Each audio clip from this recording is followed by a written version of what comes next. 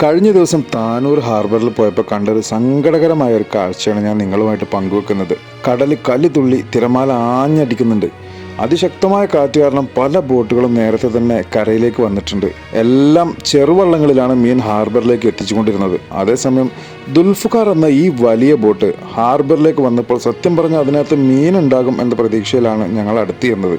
പക്ഷേ അവർ നടുക്കടലിൽ മീൻ പിടിച്ചുകൊണ്ടിരുന്ന സമയത്ത് ലക്ഷങ്ങൾ വിലയുള്ള വല കീറിയതുകൊണ്ട് മീൻപിടുത്തം അവസാനിപ്പിച്ച് കരയിലേക്ക് വന്നതാണ്.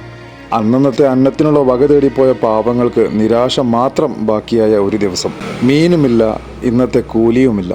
പോരാത്തതിന് ലക്ഷങ്ങൾ വിലയുള്ള വലയും ആകെ കീറി നാശമായി. നമ്മുടെയെല്ലാം തീന്മേശകളിൽ മീനുകൾ എത്തിക്കാൻ വെയിലും മഴയും വകവെക്കാതെ ആർത്തിരമ്പുന്ന തിരമാലകളെ വകഞ്ഞു മാറ്റി നടുക്കടലിൽ അന്നം തേടുന്ന മത്സ്യത്തൊഴിലാളികളുടെ ജീവിതം ഒരു ഞാണിന്മേൽ കളി തന്നെയാണ്. അതിൻ്റെ കൂടെ ഇങ്ങനത്തെ നഷ്ടം കൂടിയാകുമ്പോൾ ദുരിതപൂർണമാവുകയാണ് ഇവരുടെ ജീവിതം.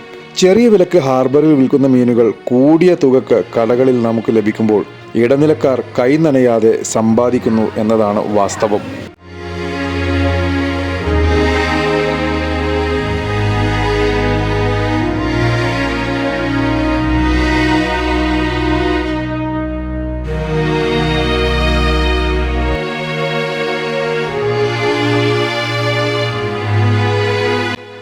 കീറി നാശമായി കിടക്കുന്ന ഈ വല ഇനി വാഹനത്തിൽ കയറ്റി കൊണ്ടുപോയി തുന്നി ശരിയാക്കി കൊണ്ടുവരികയോ അല്ലെങ്കിൽ പുതിയ വല ബോട്ടിൽ കയറ്റുകയോ വേണം അടുത്ത ദിവസം കടലിലേക്ക് പോകുവാൻ.